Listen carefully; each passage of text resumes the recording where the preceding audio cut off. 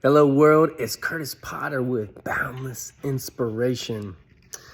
Yep, the beard had to go. I always start off doing the No Shave November in honor of just all the people that had to fight through Cancer Awareness Month. But eventually it got to where I just couldn't take it anymore. It's tickling my nose, getting in my mouth, just, more than I wanted to keep on, and I like to stay clean cut, so I had to go. And in this video, I wanted to talk to you about something else that has to go. And that's the demons that come in your mind. So I was talking to a buddy. It's the one that actually tried to commit suicide about a week and a half ago. And he's doing amazing. And it was because of his support group that lifted him up and has been there through him. And I mean, he's almost made a 180. But see, I was talking to him and he said, man, the demons in my head that got me to a point to where I tried to take my own life. And I said, I know, man, they're real. And he's like, but I don't understand. And I said, do you believe in like guardian angel? Like you have a guardian angel, you have angels that are there to protect you and so forth and help you and guide you and remind you of all the good things. And he's like, yeah, man, I believe in angels. I believe the ones that have passed away that are looking down, they're your guardian angels. And some even say when you see a cardinal, my wife, every time she sees a cardinal, sometimes she'll even say like who she thinks it is, like somebody that popped in her mind, like her great grandpappy or just somebody, or there's been times where I saw one and I instantly thought of my buddy Paul Kirby, who passed away, who was like my first positive mentor in my life, that ended up getting a brain tumor and dying. So those are our guardian angels, and for a lot of us, we believe in those, right? But what about the demons? And he's like, well, where do the demons come from? And I said, think of it this way. Your angels are sent from God because those are his workers. Well, the demons are sent from the devil, and those are his workers. The angels are there to protect you, guide you, help you, lift you up, and so forth. And the demons, well, they're there to kill, steal, and destroy. Because that's what the devil's all about. He's about to creating those lies and getting you to that place where you wanted to commit suicide. They're there to bring guilt and shame and regret and worry. And I go back to that cartoon where Jesus is on one side and the devil's on the other side, and it's all those thoughts that are going in your mind. And he said, okay, I understand now. Yeah, that makes perfect sense where they're coming from. And he's like, but how do I destroy those demons? And I told him, I said, you know what? I told him a couple things, and I realized there's 3 T's to defeating the demons. I asked him, I said, is any of that true that was going on in your mind? And he's like 90% of it wasn't true. They were all lies. And I said, that's actually the first T is the truth. You got to remember the truth. You had a failure, but you're not a failure. You made some mistakes, but you're not a mistake. Going back to the sperm, you were the winner out of millions of sperm that turned into a human being. You are not a mistake. You are here for a reason. And he's like, man, you know what? You're right. I said, dude, just the best apology, even if it's to yourself, is changed behavior. You can change and make a decision any day, any moment that you could take back your life. Just make that choice and say, you know what? I'm not going to make that mistake anymore. Sometimes we make the same mistakes over and over and over again. It has to get us to a point where we hurt so bad and we're so over it, like enough is enough. I'm sick and tired of being sick and tired. No more of this. Sometimes you even got to get help. I continue to say the day that I walked into counseling and decided I'm not leaving this place. Well, I go back every week. But the awesome thing is too, is I do it virtually now. So I don't even have to make the excuse. Like I got to drive there, go into this building, find parking spots, blah, blah, blah, blah, blah. I just take my lunch break every Thursday and I spend an hour. Sometimes I'll be eating while going through counseling. And it's like one of the best decisions I made because I have somebody that's helping me get through a struggle that I had really struggled to get through by myself. Sometimes it takes a little bit extra help, some professional help. And I told him that.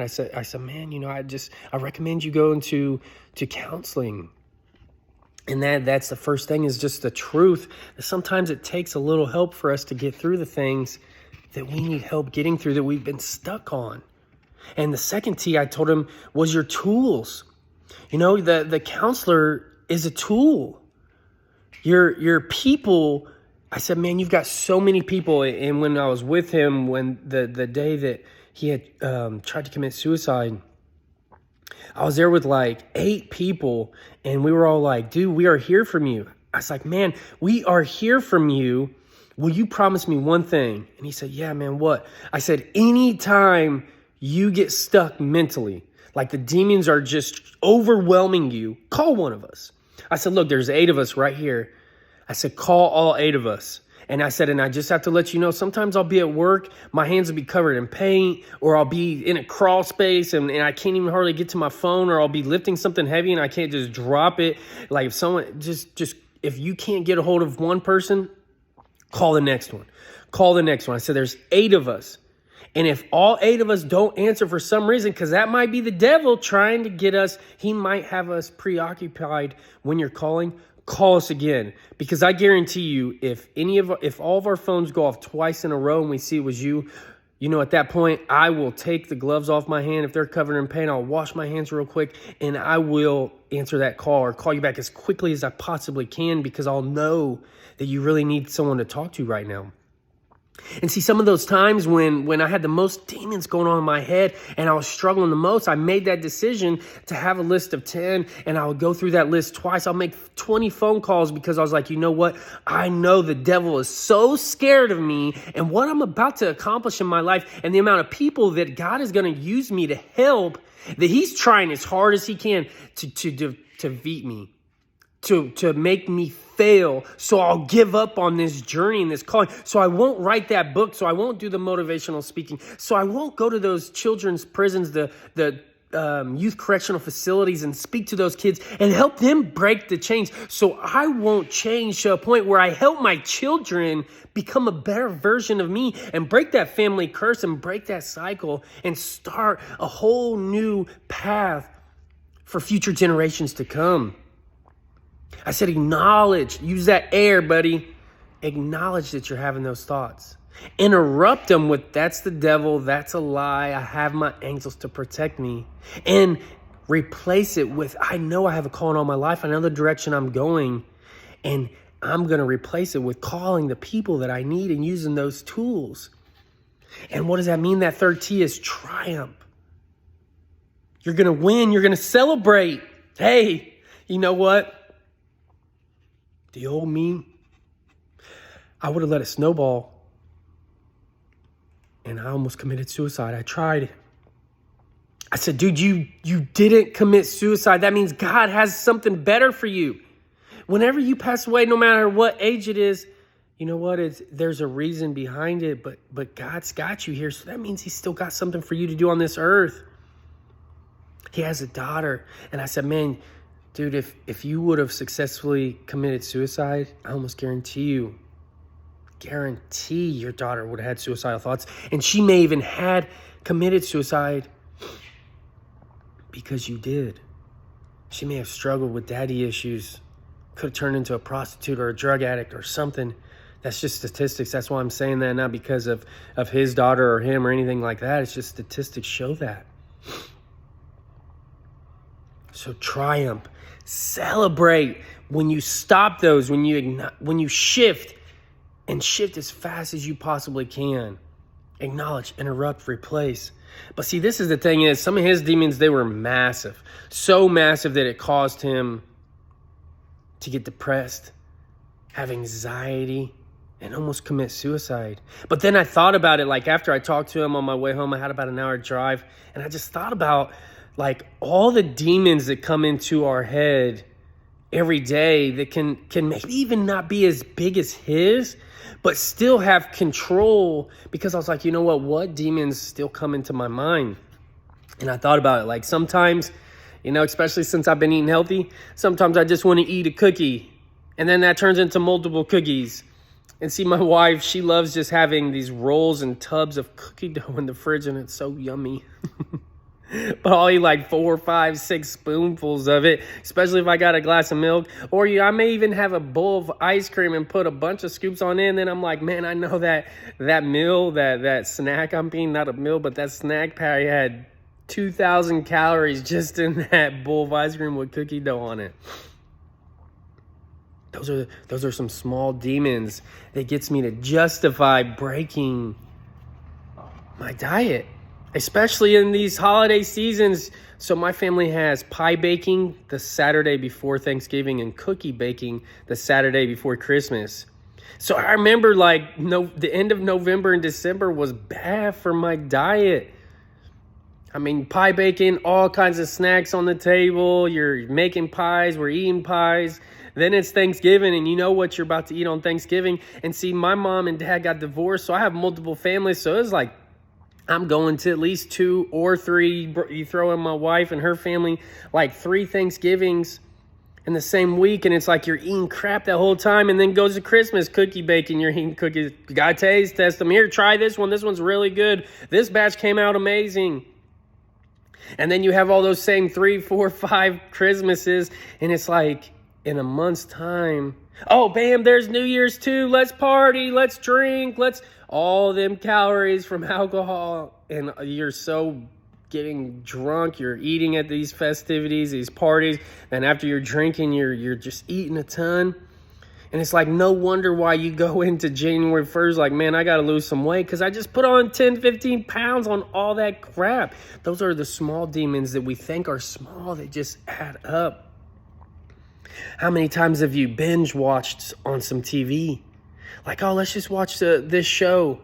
And then next thing you know, you watch TV from the moment you got done eating dinner until where now you're like, oh man, it's past our bedtime. Now it's going to be hard to wake up in the morning. Now it's going to be hard to stick to my routine of talking to God first, exercising before work. Now I'm waking up behind.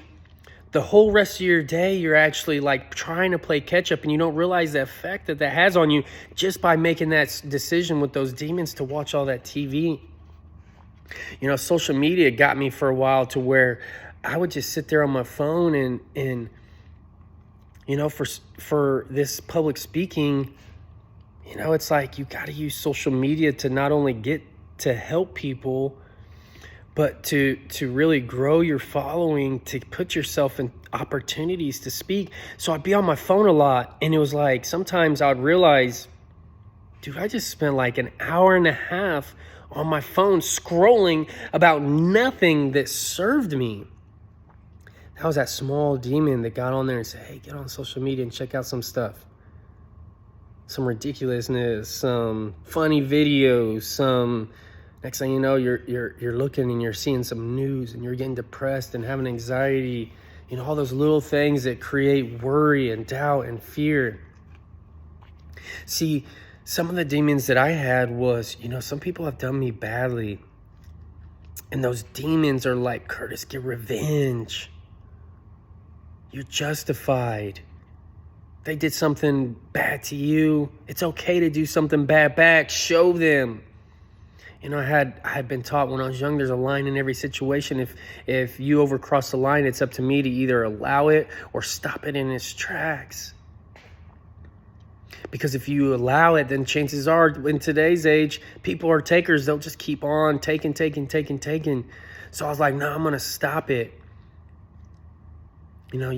Those demons was like, I'm going to stop it so bad that they never want to do it again. And that wasn't right. It was like I could have communicated with them and maybe had to cut them off and say, hey, you know what? I just have to distance myself from you because obviously we just, where we're going and our integrity and stuff. It's not aligning. Communicate with them. See, those demons will get you to not communicate clearly, authentically, professionally, maturely. See, those demons will get you to not take ownership. It'll get you to procrastinate. It'll get you to not be authentic because you don't want to hurt somebody's feelings, and then you're getting hurt in return. Those demons will get you to be resistance to being grateful and seeing all the beautiful things you have in your life. Those demons will get you to just look at all the things that are wrong. The guilt, the shame, the anxiety, the depression. That's what those demons do. They get you to make excuses. I'm not going to counseling. I don't need that. I'm not picking up that book. I'm not going to that seminar, that workshop. I'm not saying sorry.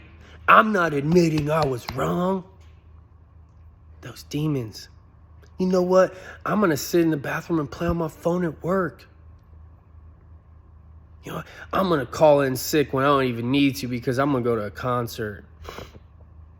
I'm just telling you some of the things that are in my life, and I don't know what you got going on in your life too, but just know you can use your 3 T's. The truth, your tools, air, acknowledge, interrupt, replace, your people to help you grow. Because just like that video I just did a while back, check it out. It's about if you stop growing, you start dying. And it's just like that tomato. If you're not growing, you're dying. If you're not intentionally creating a life that you want to live, you're just living the life that's get thrown at you. Your life is now becoming your master instead of you mastering your life. And once you get intentional with your life, you could start knocking off the things off your bucket list, your to-dos, your wants. Be intentional about your happiness no matter what demons are thrown at you today. Choose to be happy. Choose to be grateful. Choose to become an overcomer. I just listened to this past podcast by Ed Milet. And man, there are so many amazing things on there. I invite you to listen to the podcast. He said that the thing that really stuck out to me was when he was talking about missing a putt. And you know, people normally when they miss putts on a golf course, they're like, man, I'm terrible at putts. That's why I'm not good at golf. And he trains them that if they miss a putt or have a bad shot, say, that's not like me. Because that way it programs in your head, you know what, this is not normal. So whenever those demons come in your head, be like, nope, that's not like me. When you start to have a bad thought, nope, that's not like me. When you're not grateful, nope, that's not like me. See, I'm the grateful one. I'm the positive one. I'm the one that takes ownership. I'm the one that destroys excuses. I'm the one that lifts other people up, including myself. When I get down, I lift myself up. Sorry, sometimes you still got to use help. I'm the one that's going to be a leader.